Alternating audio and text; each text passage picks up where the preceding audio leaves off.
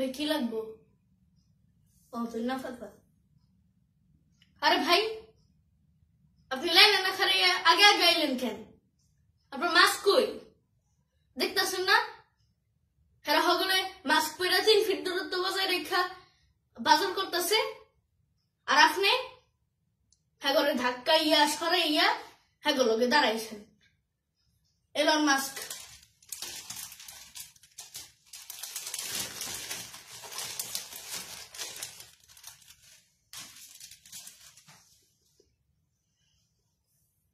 আমাদের সবার উচিত স্বাস্থ্যবিধি মাইনা মাস্ক মুখে দিয়া হাত স্যানিটাইজ কইরা চলা, তাইলে আমরা হকগুলো ভালো থাকুন, সুস্থ থাকুন।